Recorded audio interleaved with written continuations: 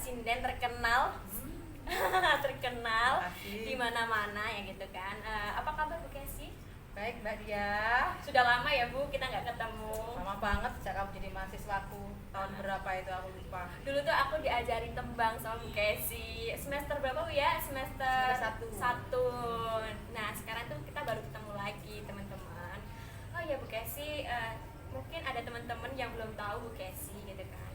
Nah Bu Kesi ini adalah sinden. Nah Bu Kesi ini sudah berapa lama Bu di bidang persindenan? Jadi begini, saya mengenal tembang Jawa. Jadi mulainya dari mengenal tembang Jawa dulu. Dari lingkungan keluarga, bapak saya seorang dalang. Jadi saya dibesarkan di lingkungan keluarga seniman sejak kecil. Dari kecil orang tua saya, terutama bapak, sudah sering memperdengarkan tembang-tembang Jawa yang diajarkan dari hati ke hati, dari sebagai orang tua kepada anak. Misalkan ketika saya waktu itu usia 5 tahun, saya masih kecil. Oh masih kecil 5 sudah tahun. berani ya Bu ya langsung nyinden-nyinden kayak gitu. Oh nyinden belum, bapak saya baru mengenalkan tembang-tembang Jawa. Mulai dari tembang Mocopat yang seperti aku ajarkan sama kamu dulu waktu kuliah semester 1.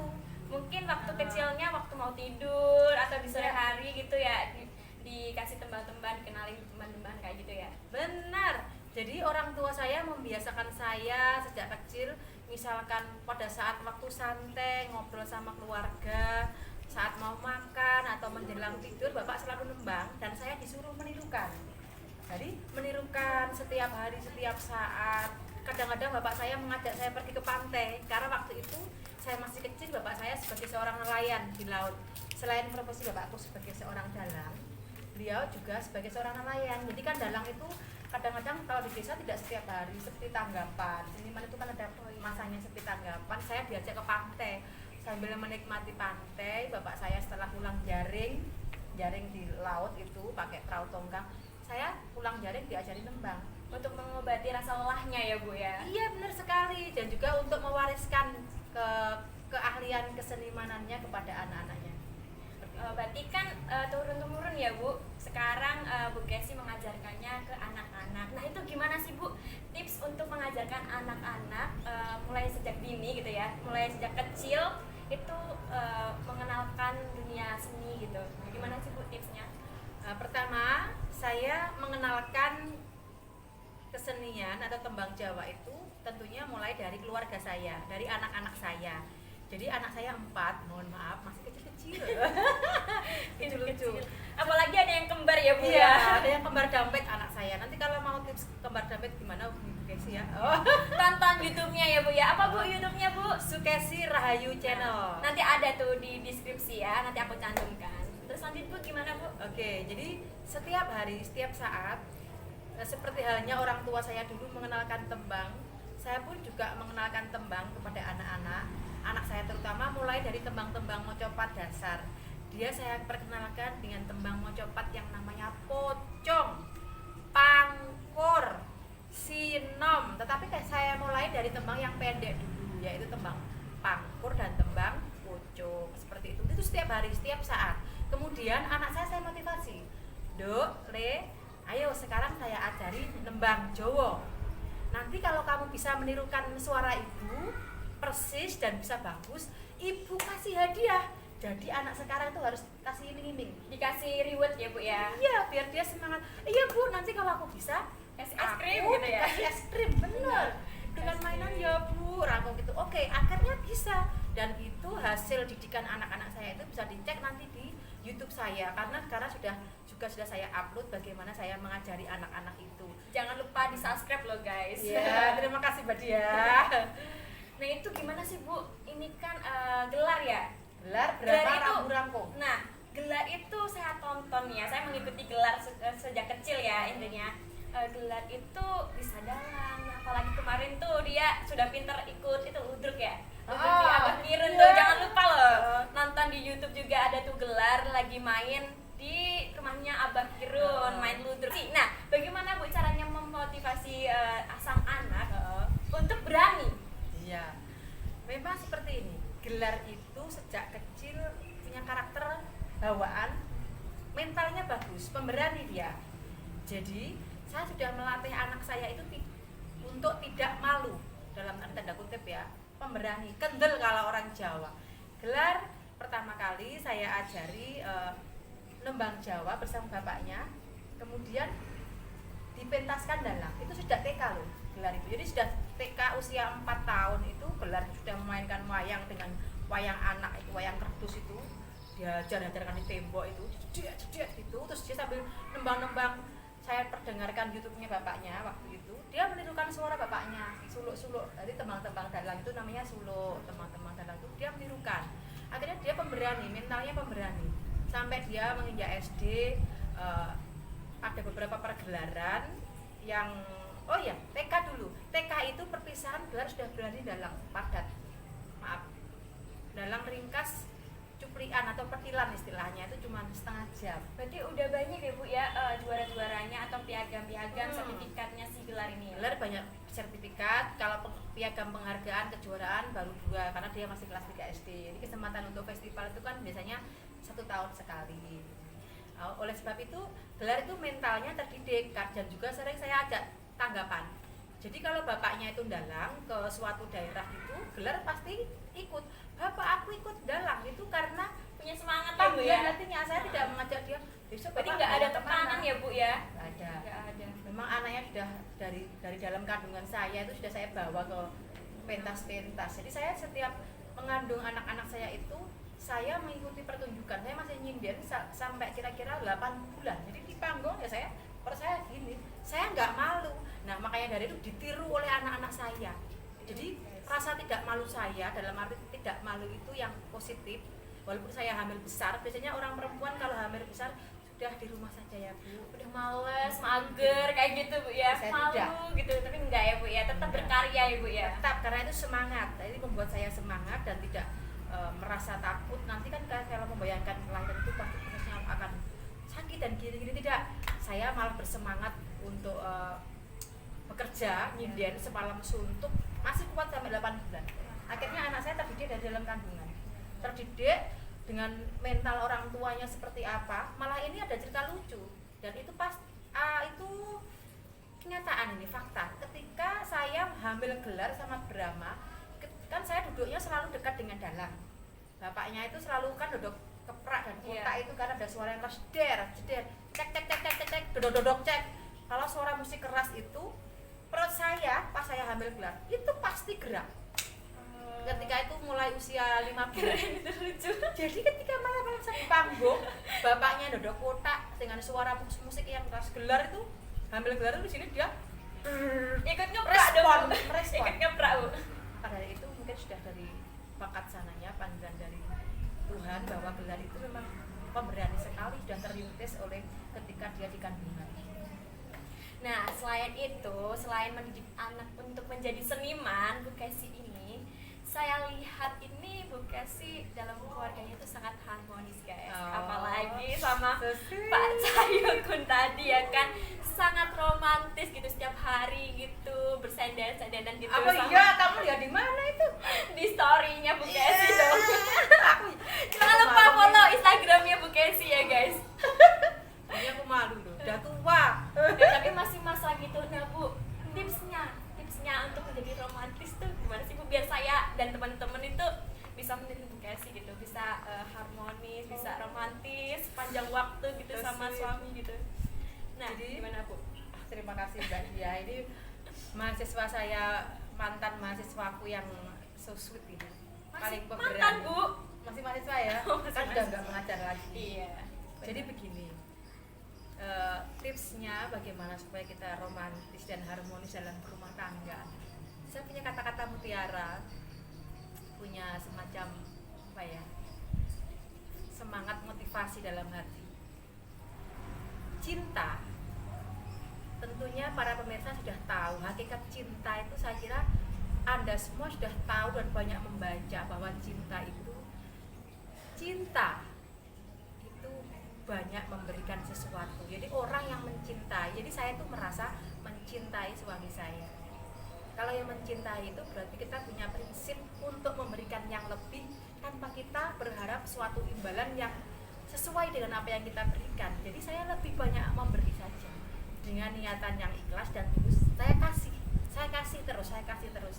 Masa istri yang kasih yang lebih, kalau suamiku mencintai, pasti dia juga akan mengimbangi itu. Nah, kenyataannya itu ketika saya kasih yang lebih dengan ketulusan dan keikhlasan, dengan rasa tulus itu, makanya suami saya merespon dan itu dia bisa merasakan. Kalau dulu waktu pacaran atau waktu pengantin baru itu kalau kita bicara aku mencintai, aku juga mencintai. Kalau dulu seperti itu kan kalian juga. Iya dong. Dengan kata-kata kan. Tapi Iya. sekarang berjalannya waktu tidak. Kalau Bu Kasih tidak. Nah, Pak, aku mencintaimu kan udah basi kan, udah jadi keluarga. Apa sih? Punya Masih anak gitu. 4 kan malu. Nah, ungkapannya bagaimana? Kita sudah berjalan beberapa tahun, 10 tahun ini menikah, punya anak. Kita sudah saling tahu kekurangan dan kelebihannya dari pasangan masing-masing. Oh, kekurangan pasanganku itu apa, kelebihannya apa. Dari kekurangannya pasanganmu itu, saya berusaha untuk belajar masuk. Oh, suamiku senangnya dipijit misalnya. Dipijit. Kalau lelah, kalau capek dari kerja atau dari setelah pulang dalang semalam suntuk atau berhari-hari, kadang-kadang kalau ramai tanggapan, Bu saya lelah, aku tahu Pak, kamu pasti mau minta dipijit. Iya, maaf Pak. Padahal diri sendiri capek Bu ya. Berarti seorang wanita itu secapek apapun tetap melayani suami gitu ya Bu. Melayani Ya? suami dan keluarga dan anak-anak gitu.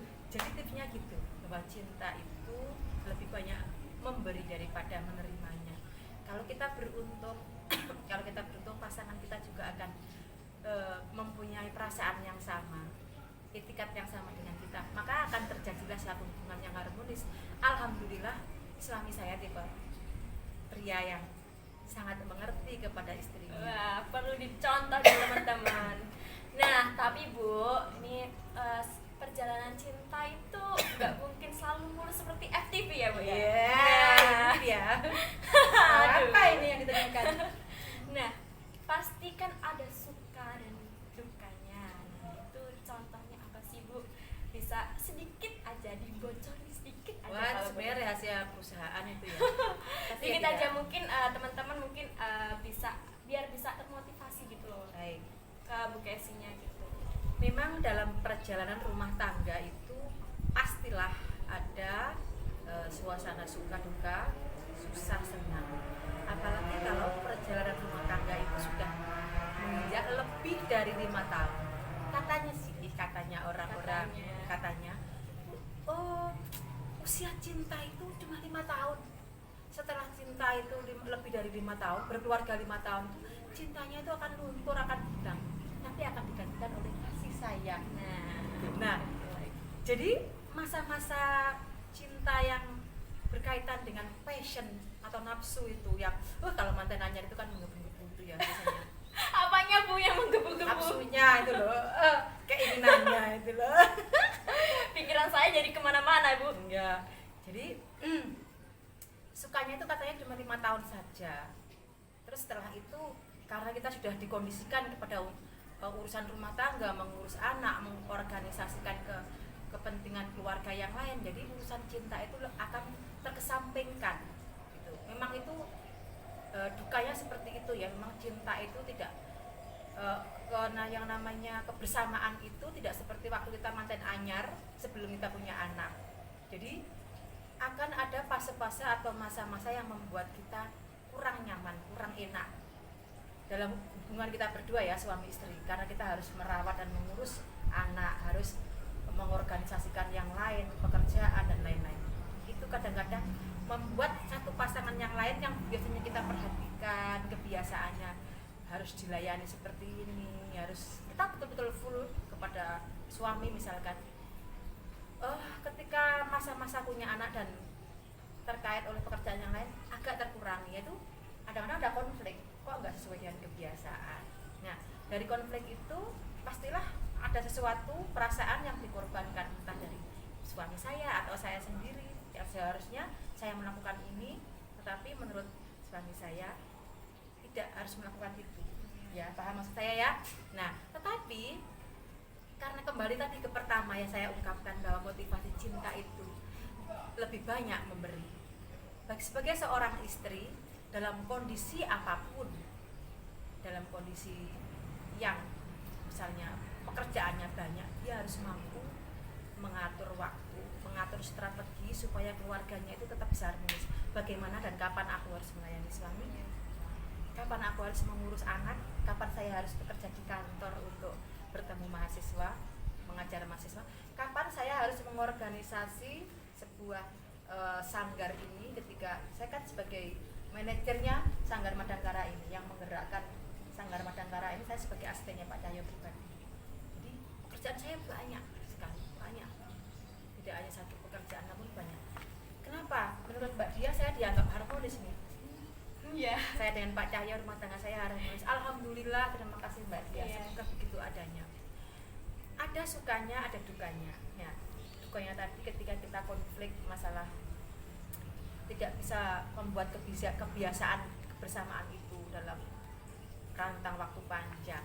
Tapi akhirnya karena situasi dan kondisi kita saling bisa memahami, saling bisa mengerti. Tentunya pasti ada liku-liku, mungkin perang mulut itu biasa. Iya, biasa. Tapi wah, suami saya cara alhamdulillah. menanggapi kayak gitu gimana Bu? Wah, lah ini mancing iki. Sampai bertengkar gak Bu? Enggak. enggak maksudnya biasanya kan kalau ini saya pribadi gitu ya, sama pacar kan pasti ada berantemnya gitu kan ya. Berantem. Kalau saya kan pasti diem aja gitu, tanggapan saya diem saja, liatin sampai dia mereda emosinya baru saya ngomong kayak gitu. Kak Bu Kesi sendiri Iya, sama sebenarnya. gimana? Kan beda, kalau saya kan masih pacaran gitu kan, kalau berumah tangga itu seperti apa kan tanggapannya beda gitu. Oke. Jadi kalau ada konflik keluarga, jadi misalnya yang kalau dari pihak saya sendiri kayaknya jarang. Jadi saya jarang ada masalah dengan Alhamdulillah suami. ya, Bu. Alhamdulillah saya ya mungkin seperti Mbak Dia tadi, saya lebih bisa memendam, menahan diri. Kalau karena wanita itu memang ditakdirkan lebih kuat untuk menahan, memendam rasa gitu. Memendam rasa. Sedangkan kalau suami saya, kalau mungkin ada masalah dengan saya, dia juga tipenya diam. Nah, ketika dia diam, oh tentunya kita pasti ada masalah. Nah, saya nggak tahan. Saya punya prinsip jangan sampai pernah 24 jam itu berdiam dengan suami. Jadi seperti apapun kondisinya, baik yang salah itu dia atau yang salah itu saya, yang benar itu dia atau yang benar itu saya harus datang, mendatangi dengan halus, mohon maaf, minta maaf Pak, mungkin saya salah bersikap, berbicara yang sebenarnya tidak saya sengaja dan sebenarnya bukan maksud saya untuk menyakiti siapa-siapa, nggak mungkin karena aku sangat mencintai untuk melakukan mungkin karena tidak kesengajaan, mohon maaf ya Pak, biasa aku perlu Bikin iri nggak sih? aku pegang tangannya gitu loh. Aduh. Dia diam dan menyambut dan memeluk kembali. Oh, berarti akhirnya alhamdulillah masalah ini selesai. Dan kita kembali dari nol. Belajar dari satu kesalahan ke kesalahan berikutnya dengan cara penyelesaian yang sama pula. Begitu seterusnya. Dan itu akan selalu terjadi, saya kira akan sepanjang hidup kita akan diuji dengan yang namanya romantika rumah tangga. Senang, susah, pasang surut dalam hubungan rumah tangga itu pasti. Dan sampai saat ini usia pernikahan saya 12 tahun, begitulah cara saya menyelesaikan permasalahan keluarga. Ketika saya bersalah, suami saya merasa benar, saya datangi. Ketika suami saya merasa benar, saya pun juga merasa benar, tetapi ada konflik, saya pun tetap yang harus mendatangi. Jadi kuncinya ada pada wanita, Mbak Dia. Jadi kita kalau mau selamat rumah tangga itu, harmonis rumah tangga itu, kuncinya adalah pada wanita. Ya, kuncinya wanita. Berarti bener dong Bu, kalau wanita tuh harus selalu mengalah. Apa gimana? Boleh dikatakan seperti itu. Kan saya punya prinsip, mungkin prinsip setiap wanita berbeda. Kalau prinsip saya, ngalah iku luhur wekasane kalau istilah Jawa. Jadi kalau ada unen-unen Jawa, piyai sepuh nenek moyang kita dulu itu melalui sastra tembang, melalui sastra bahasa Jawa yang indah adiluhung. Ngalah itu luhur wekasannya, berani ngalah itu akan menjadikan sesuatu yang tinggi. Jadi orang ngalah itu pasti menang. Pasti. Jadi dalam rumus keluarga saya, siapa yang berani mengalah itu nanti akhirnya akan menjadi seorang pemenang. Pemenang tidak untuk diri kita sendiri, tapi pemenang untuk menyelamatkan sebuah bahtera rumah tangga. Suaminya akhirnya menyadari, oh walaupun tidak, aku yang minta maaf, saya tidak seperti itu. Laki-laki dia diam tapi dia menyambut dengan respect, dengan sikap, bukan dengan kata-kata. Akhirnya kita bisa berjalan lagi dengan normal, harmonis, tidak ada masalah. Jadi suka-dukanya seperti itu. Terima kasih Bu Kesi. Sama-sama Nah, Mbak Dia. pesan untuk teman-teman apa Bu Kesi tentang apa saja, mungkin dari percintaan, untuk mendidik anak, atau apa gitu, pesan dari untuk teman-teman. Iya. Pertama-tama untuk mendidik anak-anak, kebetulan anak saya itu 4 dan dia umurnya selisihnya 1 tahun. Anak saya yang pertama itu 9 tahun, anak saya yang kedua 7,5 tahun, anak saya yang ketiga kembar dampit itu umurnya 6 tahun. Tidak mudah untuk mendidik 4 anak yang usianya sama. Bagaimana dia mendapatkan pendidikan yang begitu sangat intens dari sekolah? Seorang ibu itu harus bersikap bagaimana? Nah, itu pandai-pandainya seorang ibu. Satu, mendisiplinkan mereka. Jadi saya punya konsistensi yang namanya waktu. Ketika bangun tidur, jadi saya harus tetap bangun tidur karena waktunya itu jam 6:30 semua anak sudah siap. Saya minimal itu bangunnya itu paling siang itu harus 5:30 itu sudah harus bangun. Jadi pagi itu jam 5 itu sudah harus mendisiplinkan diri untuk wake up, get up, bangun tidur jam 5. Itu teorinya seperti itu, prakteknya kadang-kadang 5:30. Nah, 5:30 itu saya sudah mulai membangunkan 4 orang anak itu. Tidak mudah, ada yang sulit itu. Padahal 6:30 mereka harus siap semua. Karena jam 7 sudah masuk sekolah, yang 7:30 sudah masuk sekolah dan sekolahnya di kota jauh. Pokoknya saya tetap membangunkan anak-anak itu minimal 5:30 pagi. Itu setiap hari. Setiap hari. Ayo anak-anak, bangun. Ada yang gampang, ada yang sulit. Kalau sulit, saya gendong aja dia, saya buka pakaiannya, saya masukkan ke bak yang sudah saya siapkan. Jadi saya sudah menyiapkan bak hangat. Maksa berarti Bu. Ya begitu, kalau nggak begitu nggak sekolah. Iya benar Nah, sih. kalau sudah sekolah akhirnya nanti anak-anak lama-lama malas, dia tidak disiplin, akhirnya semangat belajarnya kendor, sekolahnya hancur sejak anak. Dan itu banyak kasus loh. Makanya sebagai orang tua, sebagai seorang ibu, dia memang harus betul-betul dia punya prinsip yang kuat, punya keberanian, dan harus mau berkorban, harus mau lelah. Ibu itu dia harus mau lelah, memang dia harus betul-betul mencurahkan segala kemampuannya untuk terutama anaknya. Nah, itu untuk mendisiplinkan anak saya mulai dari bangun tidur, Mbak. Setelah bangun tidur, mereka siap sarapan dan pakai seragam berangkat sekolah, sudah aman di sekolah.